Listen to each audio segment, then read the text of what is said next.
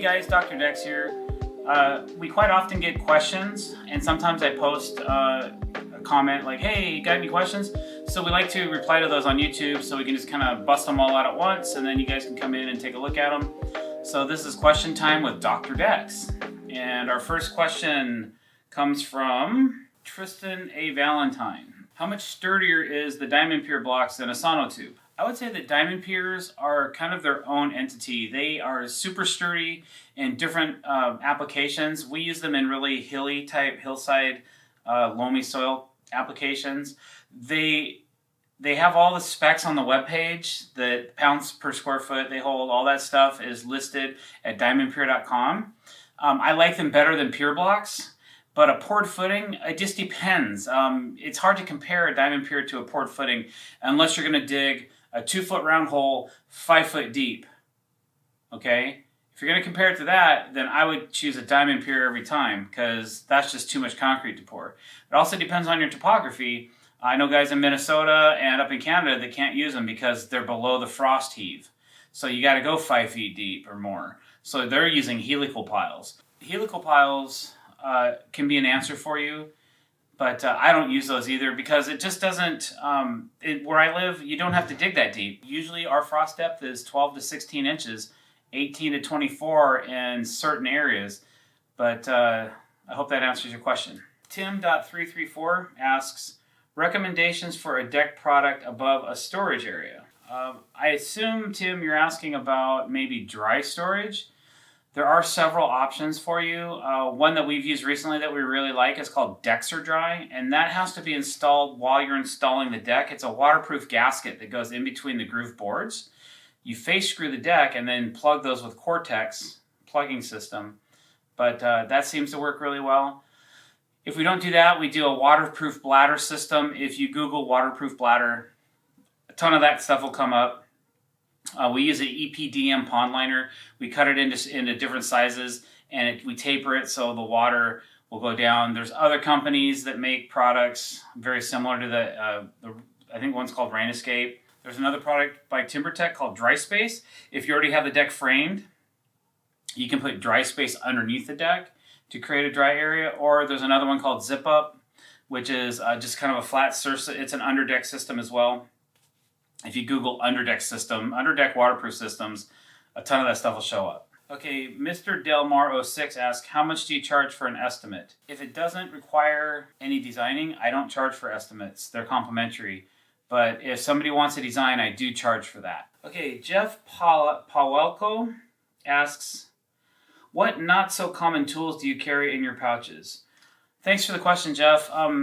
I don't know if you've noticed, but I don't wear tool bags too much. So what's not so different, I wear a brand called Blockloader, and they have built, I'm wearing some right now, as a matter of fact, and they have pouches built in to their work pants and their work shorts.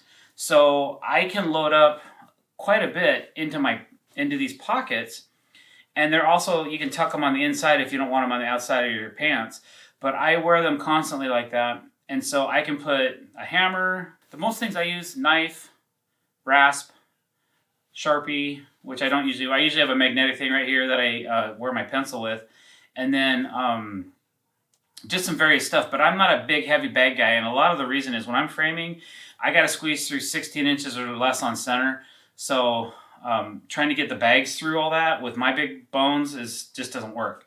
So I like wearing the Blockloader a lot. Just check them out. Blaklader. Calvin, throw a link on there for him too, will you? Same guy asks, do you have any tips or tricks for a layout of piers? Usually what I do is you got to start with a straight area or something square to the house or a straight edge. So I use a 24-foot long piece of aluminum tubing or a 20-foot long like aluminum post sleeve that I just never cut up. I just keep it, and now it's all scratched up, but it's nice and straight. And then I use a 3-4-5 aluminum square, or Stanley makes one that's like 3 foot by 3 foot by 4 foot that you fold out, and then you can score off the foundation of a house with. I also have this really cool laser by Stabila that allows me to square things up as well if I want to. I think it's called an LA90. So with those tools, I'm usually just using one straight. I used to use lumber, but now that I have this aluminum, it really makes sense to use that instead. And then I just measure off that aluminum every so often to get my footings. I even used it when we were doing that hill, this deck we're building right now on the hill. And that's a lot tougher to do a layout. My tip or trick for that would be, there's no tips or tricks, man. You just got to grind it out and try to get a nice straight line. String lines, that's another thing we use a lot of, is just string lines. And cement stakes, and just stake things out and try to get it as straight as possible. All right, Bit52 asks, have you tried the new Trex steel beam and joist system? Is the cost worth it? I have not tried any steel engineered framing systems yet. Usually what I've found is they're about 4 times the price of traditional treated lumber, and I've pitched it to a few clients, but I haven't had anybody bite. So as far as I'm concerned, I think it's a great thing to have, and it keeps everything nice and flat. But most of the work I'm doing is so askew and curved and out of the province or out of the state, out of the world, whatever, on another planet, that I don't know if steel is going to be the right medium for me. But I would like to try it sometime and see what the overall cost is, and if there's a value in using that over traditional treated lumber. Razin Frazin asks, do you have a job you wish you could do over again? I'm not sure in what context you asked that in, but obviously some of the larger projects that I've completed, I would love to build those over again, maybe in a little bit different way. I don't think I've done anything recently that I've been unhappy with, that I feel like, I wish I could really do that over. There's always an aspect or always something in every build that I'm like, well, if I would do it differently if I did it again. But maybe not that I wish I could redo this, because usually I just redo this. If that's the case, if I come to work and I'm not happy with something, we rip it out and start over. IEJMax asks, how do you manage moisture drain water from deck boards that are right against the house? So your first line of defense on that is proper flashing. Waterproof membrane tape against the house and proper flashing will help navigate water away from the house. If you have to, you can always pitch your first deck board a little bit by bringing it up on the back side. But if you flash your deck properly, you don't need to worry about if water's getting back there, because it's always going to find its way back out. So that would be my suggestion, is just flash that sucker like you mean it. Okay, Contech, which is Conteq. We want to know what kind of screws you work with. Is Contech maybe a screw company? Okay, I've got my producer looking this up really quick. They are a European fastener company. Thank you, Contech, for your question. Currently, I'm using a lot of Fasten Master brand products. We use all of their Ledger and Timberlock line. We use their Cortex religiously, and I'm really happy with that. We also use their guard dog screws. Smimzak Property Rehab asks, ever considered starting a mentorship coaching program for aspiring and current builders? I know I show you guys a lot on the internet, but I haven't really figured out how that would work into a mentoring or coaching program. But if it made sense, I would definitely consider it. I am going on tour with different companies, and I am sharing information about brands. So I'm starting to do some of that. And while we're doing that, we're also sharing techniques and my build style on how we develop the frame to support this rail system and things like that. So it's coming. If I was going to answer that honestly, I said, I'm sure it's coming. As I get older and I'm no longer to be able to build, I've got to continue to generate income. So I think by teaching or showcasing things a certain way, I'm sure that's in the future. Thanks for asking. All right. And that's from Instagram. Now we have a couple of YouTube questions. This one comes from Bo Ross. And he says, I've been using the Cortex system with the scallop Trex boards.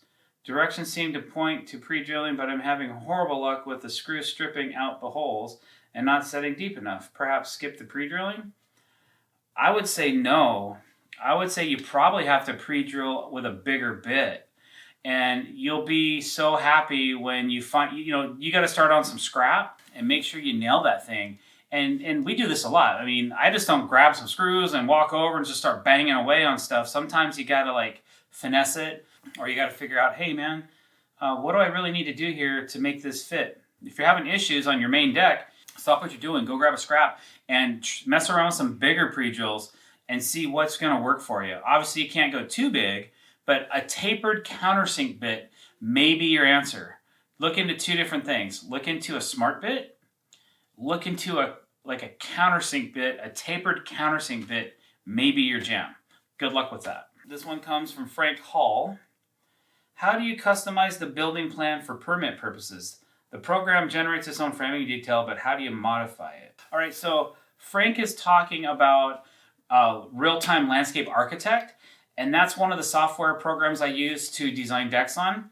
So what I end up doing usually is I just delete all of the software, what the software puts in there for framing, and I custom draw each piece in one at a time, because Real-Time doesn't do real construction drawings. It's not that simple. You have to put in the time and put in the effort and do it yourself. Sorry about that. There's much more expensive software that'll do that for you, but you're talking $2,500 to $4,500. So you can either spend thousands of dollars, or you can spend $400 and draw it in yourself. And because I'm doing all these curves and dips and swerves and stuff, I don't even know if some of those other advanced software will put it in a permittable format. So I've been custom drawing everything and either sending it to my engineer for approval, or I'm drawing it out myself and sending it into the city or the county and saying, hey man, this is what I want to build. Let your engineers figure out if it's going to span or not. So basically I remove the frame and draw in my own. All right guys, thanks for watching. I really appreciate it. Hope you learned something today. If you did, click that subscribe button. And if you want to be notified every time we're putting out new content, please click the bell icon as well. Thanks for watching and have a great day.